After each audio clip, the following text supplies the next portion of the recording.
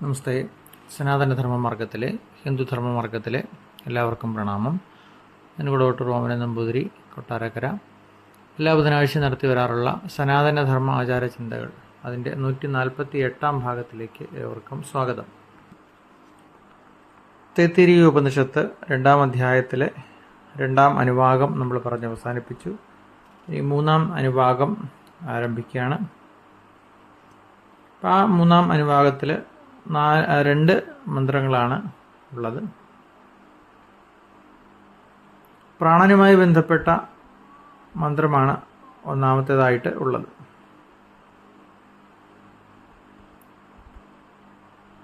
ഇവിടെ പറയുന്നത്, ഇപ്പോൾ കഴിഞ്ഞ ദിവസം നമ്മൾ പ്രാണന്റെ പ്രത്യേകതയൊക്കെ പറഞ്ഞു.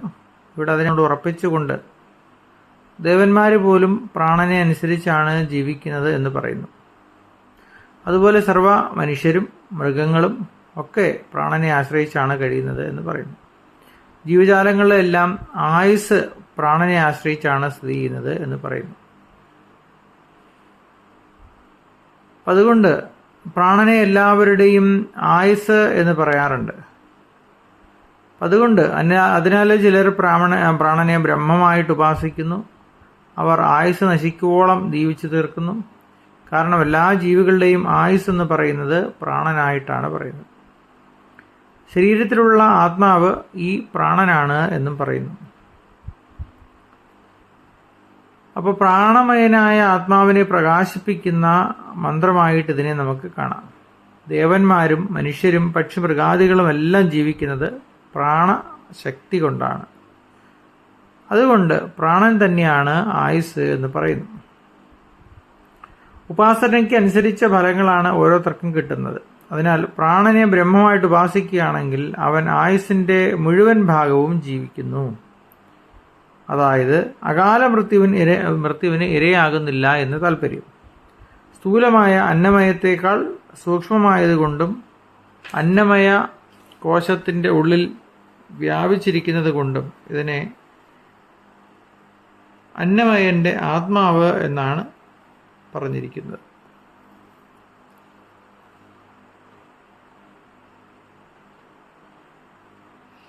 ഈ പ്രാണമയത്തിൽ നിന്നും വ്യത്യസ്തമായി മനസ്സിലുള്ളതിനെയാണ് മനോമയനായ ആത്മാവ് എന്ന് പറയുന്നത്. അതുകൊണ്ട് പ്രാണമയനായ ആത്മാവ് പൂർണ്ണമായിരിക്കുന്നു. അതായത് ഇവിടെ ഇത് പുരുഷന്റെ സ്വരൂപത്തോടു കൂടിയാകുന്നു. പ്രാണമയനായ ആത്മാവിന്റെ പുരുഷരൂപത്തെ അനുസരിച്ചാണ് ഇതും പുരുഷാകാരനായിരിക്കുന്നത്. അതിൻ്റെ ശിരസ് യജസ്സാണ്. വലത് ചിറക് എന്നത് ഋക്കും, ഇടത് ചിറക് എന്നത് സാമവും, ബ്രാഹ്മണം എന്നത് ആത്മാവുമാണ്. അഥർവവേദത്തിലെ മന്ത്രങ്ങൾ പ്രതിഷ്ഠയ്ക്ക് നിദാനമായ പുച്ഛമാകുന്നു. മനോമയമായ ആ ആത്മാവിൻ്റെ ശ്രേഷ്ഠതയെപ്പറ്റി പ്രകാശിപ്പിക്കുന്ന മന്ത്രമാണ് അടുത്തതായിട്ട് സൂചിപ്പിക്കുന്നത്.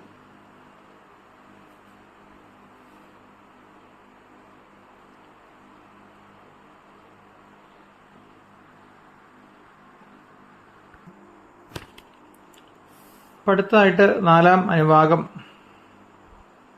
അതായത് 2-ാം അധ്യായത്തിലെ 4-ാം അനുഭാഗത്തിൽ മനോമയനായ ആത്മാവിൻ്റെ ശ്രേഷ്ഠതയെ പ്രകാശിപ്പിക്കുന്ന ഒരു മന്ത്രമാണ് ഉള്ളത്.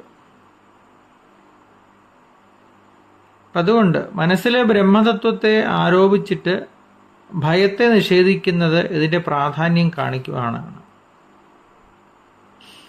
മനോമയത്തിൻ്റെ അംഗങ്ങളായി വേദങ്ങളെ പറഞ്ഞിട്ടുള്ളതും അതുകൊണ്ട് തന്നെയാണ് എന്ന് താല്പര്യം. മനോമയത്തിൽ ബ്രഹ്മത്വം ആരോപിച്ച് ഉപാസിക്കുന്നത് കൊണ്ട് ഭയനിവൃത്തിയാണ് ഫലമായി പറഞ്ഞിരിക്കുന്നത്. മനോമയത്തിൻ്റെ ഉള്ളിലുള്ള ആത്മാവാണ് വിജ്ഞാനമയൻ. വിജ്ഞാനം എന്ന് പറയുന്നത് നിശ്ചയാത്മികയായ ബുദ്ധിയെയാണ്. അത് മനസ്സിനേക്കാൾ സൂക്ഷ്മമായതുകൊണ്ട് മനോമയത്തിൻ്റെ ആത്മാവായി പറഞ്ഞിരിക്കുന്നു.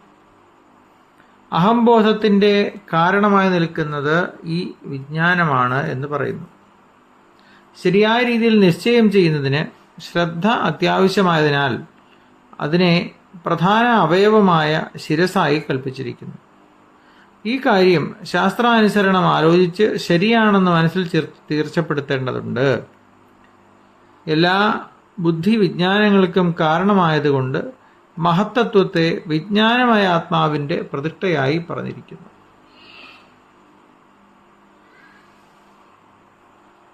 ഇങ്ങനെ 2-ാം അധ്യായത്തിൽ 4-ാം അനുഭാഗം ഈ ഒരു മന്ത്രത്തോടുകൂടി അവസാനിപ്പിക്കുകയാണ് ചെയ്യുന്നത്.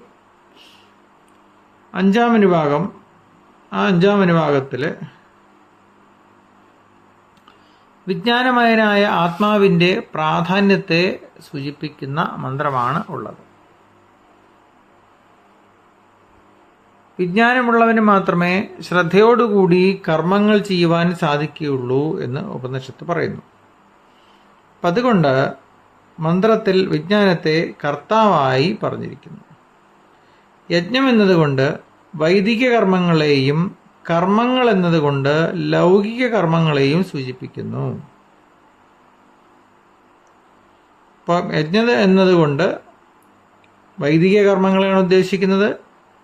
കർമ്മം എന്നതുകൊണ്ട് ലൗകികമായ കർമ്മങ്ങളെയുമാണ് ഉദ്ദേശിക്കുന്നത് ഉപനിഷത്തിൽ ഇവിടെ. അപ്പം അങ്ങനെ വിജ്ഞാനമയൻ ലൗകികങ്ങളും വൈദികങ്ങളുമായ കർമ്മങ്ങളുടെ എല്ലാം കർത്താവായിട്ട് വരുന്നു. അഹംബോധമാകുന്ന കർത്തൃത്വ ബുദ്ധി ഈ വിജ്ഞാനമയന്റെ സ്വരൂപമാകുന്നു. ദേവന്മാരെല്ലാം അതിനെ ബ്രഹ്മമായി ഉപാസിച്ചിരുന്നവരാണ് എന്ന് പറയുന്നു. അതിനാൽ ദേവത്വാവസ്ഥയിൽ അവർക്ക് ജ്ഞാനവും ഐശ്വര്യവും മഹത്വവും ഉണ്ടായിട്ടുണ്ട് എന്ന് പറയുന്നു. അങ്ങനെയുള്ള വിജ്ഞാനമയ ആത്മാവിനെ ബ്രഹ്മബുദ്ധിയോടുകൂടി ഉപാസിക്കുകയും വീണ്ടും ആദ്യം പറഞ്ഞതായ അന്നമയാദികളിൽ മനസ്സ് പോവാതിരിക്കുകയുമാണെങ്കിൽ ശരീരാഭിമാനം കൊണ്ടുണ്ടാകുന്ന സകല പാപങ്ങളും അവൻ ഇല്ലാതെയാകുന്നു എന്നും പറയുന്നു. അതായത് ദേഹാത്മബുദ്ധിയാണല്ലോ എല്ലാ പാപങ്ങൾക്കും കാരണമായി തീരുന്നത്. അത് അവനിൽ ഉണ്ടാകാത്തതിനാൽ തുടർന്ന് പാപങ്ങൾക്ക് പ്രസക്തിയില്ല. അപ്പൊ ജ്ഞാനതലത്തിൽ ദേഹാത്മബുദ്ധി ഇല്ലാതെയായിത്തീരുന്നു. അതോടുകൂടി സകല കർമ്മങ്ങളും അല്ലെങ്കിൽ പാപങ്ങളും ഇല്ലാതെയായിത്തീരുന്നു എന്ന് താല്പര്യം. ദേഹനാശത്തിന് ശേഷം അവൻ വിജ്ഞാനമയ ആത്മഭാവത്തെ പ്രാപിച്ച് എല്ലാ ഭോഗ്യങ്ങളെയും അനുഭവിക്കുന്നതായിട്ട് പറയുന്നു. അന്നമയാദികളിലുള്ള ആത്മത്വബുദ്ധി വിട്ട് വിജ്ഞാനമയത്തിൽ ആത്മബുദ്ധി ഉറപ്പിക്കുന്നതാണ് ശ്രേഷ്ഠമായ ഉപാസനയാകുന്നത് എന്ന് താല്പര്യം. അപ്പോൾ അന്നമയാദികളിലുള്ള ആത്മത്വബുദ്ധി വിട്ട് വിജ്ഞാനമയത്തിൽ ആത്മബുദ്ധി ഉറപ്പിക്കുക, അതാണ് ശ്രേഷ്ഠത, അല്ലെങ്കിൽ അതാണ് ശ്രേഷ്ഠമായ ഉപാസന എന്ന് പറയുന്നത്. മനോമയന്റെ ശരീരത്തിൽ സർവത്ര വ്യാപിച്ചിരിക്കുന്ന ഈ ആത്മാവ് വിജ്ഞാനമയൻ തന്നെയാകുന്നു എന്നും പറയുന്നു.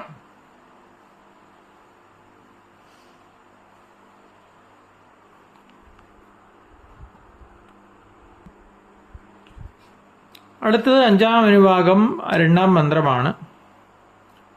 അതിൽ ആനന്ദമയമായ ആത്മാവ് എന്ന് പറയുന്നത് കാര്യാത്മാവാകുന്നു എന്ന് സൂചിപ്പിക്കുന്നു.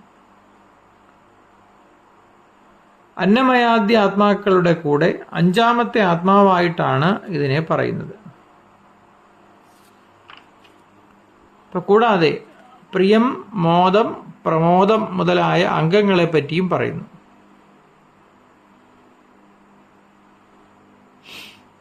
ഉപസംക്രമണത്തെ പറ്റി പറയുമ്പോഴും അന്നമയം മുതലായ ആത്മാക്കളെ ഉപസംക്രമിക്കുന്നതായും പറയുന്നു. തുടർന്ന് ബ്രഹ്മത്തെ ഇതിന്റെ പ്രതിഷ്ഠയായി ഗ്രഹിക്കുന്നുമുണ്ട്. അതുകൊണ്ടൊന്നും ഈ ആനന്ദസ്വരൂപമായ പരമാത്മാവല്ല, ആനന്ദവികാരമായ കാര്യാത്മാവാണെന്ന് തെളിയുന്നു. വിദ്യാകർമ്മങ്ങളുടെ കർത്താവ് വിജ്ഞാനമയനും ഫലം ആനന്ദവുമാണ്. സാധനത്തെക്കാൾ സാധ്യത്തിന് ശ്രേഷ്ഠതയുള്ളത് കൊണ്ടാണ് വിജ്ഞാനമയന്റെ അന്തരാത്മാവായിട്ട് ആനന്ദമയനെ പറഞ്ഞിട്ടുള്ളത്. അന്തര്യാമിയായ പരമാത്മാവിന്റെ ഏറ്റവും അടുത്തിരിക്കുന്നതാണ് ആനന്ദമയൻ. ഈ ആനന്ദം മറ്റ് ബാഹ്യങ്ങളായ എല്ലാ ആത്മാക്കളിലും വ്യാപിച്ചിരിക്കുന്നതിനാൽ അതിന്റെ സ്വരൂപത്തെ അനുസരിച്ച് പുരുഷാകാരമായി തീരുന്നു. ഇതിന്റെ അവയവങ്ങളാണ് പ്രിയം, മോദം, പ്രമോദം എന്നിവ. ഇഷ്ടവസ്തുക്കളെ കാണുമ്പോഴുണ്ടാകുന്ന സന്തോഷം പ്രിയവും, കിട്ടുമ്പോഴുണ്ടാകുന്ന സന്തോഷം മോദവും, അനുഭവിക്കുമ്പോഴുണ്ടാകുന്ന സന്തോഷം പ്രമോദവുമാകുന്നു. എന്താണ് ഇവിടെ പ്രിയം, മോദം, പ്രമോദം അതിവിടെ സൂചിപ്പിക്കുന്നത്? ഇഷ്ടവസ്തുക്കളെ കാണുമ്പോഴുണ്ടാകുന്ന സന്തോഷമാണ് പ്രിയം, കിട്ടുമ്പോഴുണ്ടാകുന്ന സന്തോഷം മോദം, അനുഭവിക്കുമ്പോഴുണ്ടാകുന്ന സന്തോഷം പ്രമോദവുമാകുന്നു. അപ്പൊ സുഖസാമാന്യവാചിയായ ആനന്ദം സകലത്തിലും നിലനിൽക്കുന്നതിനാൽ അതിനെ ആത്മാവായി പറഞ്ഞിരിക്കുന്നത്. അതായത് ആനന്ദം എന്ന് പറയുന്ന അവസ്ഥയ്ക്കാണ് ആത്മതലം എന്നാണ് സൂചിപ്പിക്കുന്നത്.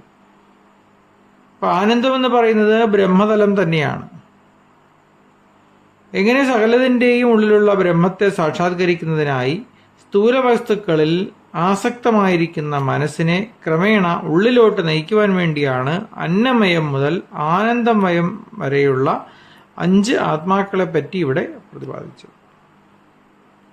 ഇവയിൽ കർത്താവായ വിജ്ഞാനമയനും ഭോക്താവായ ആനന്ദമയനും ചേർന്നാണ് ജീവാത്മാവ്.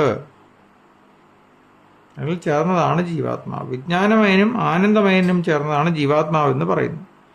മറ്റുള്ളവയെല്ലാം ജീവന്റെ കരണങ്ങളാണ്. അതായത് മനസ്സും പ്രാണനും ശരീരവും പ്രവർത്തനങ്ങൾക്ക് സഹായങ്ങൾ മാത്രമാകുന്നു. ആനന്ദസ്വരൂപനായ ആത്മാവ് മനസ്സാകുന്ന ഉപാധിയോട് ചേർന്ന് നിൽക്കുമ്പോൾ ആനന്ദമയനായ ജീവാത്മാവ് ആകുന്നു. അതായത് മനസ്സും പ്രാണനും ശരീരവും പ്രവർത്തനങ്ങൾക്ക് സഹായം നൽകുന്നവ മാത്രമാണ് എന്ന് താല്പര്യം. ആനന്ദസ്വരൂപനായ ആത്മാവ് മനസ്സാകുന്ന ഉപാധിയോട് ചേർന്ന് നിൽക്കുമ്പോൾ ആനന്ദമയനായ ജീവാത്മാവാകുന്നു. വിഹാരം കൊണ്ടുണ്ടാകുന്ന ഉപാധിനാശത്തിൽ അത് പരമാത്മാവ് തന്നെയായി തീരുകയും ചെയ്യുന്നു. ആ പരമാത്മാവ് തന്നെയാണ് ബ്രഹ്മം എന്ന് പറയുന്നു. അപ്പം ഇങ്ങനെ എന്താണ് ബ്രഹ്മം, എന്താണ് പരമാത്മാവ്, എന്താണ് ജീവാത്മാവ്, എന്താണ് അന്നമയകോശം, എന്താണ് ആനന്ദമയകോശം എന്നിങ്ങനെയുള്ള വിഷയങ്ങളൊക്കെ സൂചിപ്പിച്ച ശേഷം, അല്ലെങ്കിൽ അത്തരത്തിൽ സൂചിപ്പിച്ചുകൊണ്ട് 2-ാം അധ്യായത്തിലെ 5-ാമത്തെ അനുഭാഗം അവസാനിപ്പിക്കുകയാണ് ചെയ്യുന്നത്. അപ്പോൾ ശരീരത്തിൽ സ്ഥിതി ചെയ്യുന്ന വിവിധ കോശതലങ്ങളെക്കുറിച്ചും അത്തരം ചിന്താഗതികളെക്കുറിച്ചും അതുപോലെ തന്നെ ആത്മാവ് എന്ന് പറയുന്നത് ആനന്ദമയമായ തലമാണെന്നും എപ്പോഴാണ് അത് പരമാത്മാവായി തീരുന്നതും ബ്രഹ്മമെന്ന് പറയുന്നത് പരമാത്മാവ് തന്നെയാണോ എന്നിങ്ങനെയുള്ള സംശയങ്ങൾക്കുള്ള മറുപടിയും കൂടി ഈ അധ്യായത്തിൽ, അതായത് 2-ാം അധ്യായത്തിലെ 5-ാം അനുഭാഗത്തിലൂടെ നമുക്ക് മനസ്സിലാക്കി തരുന്നു. ഇനിയുള്ളത് 6-ാമത്തെ അനുഭാഗമാണ്. ഇവിടെ ഇത്രയും സൂചിപ്പിച്ചുകൊണ്ട് ഇന്നത്തെ പ്രഭാഷണം അവസാനിപ്പിക്കുകയാണ്. എൻ്റെ ഫോൺ നമ്പർ 94 47 30 62 73. നമസ്തേ.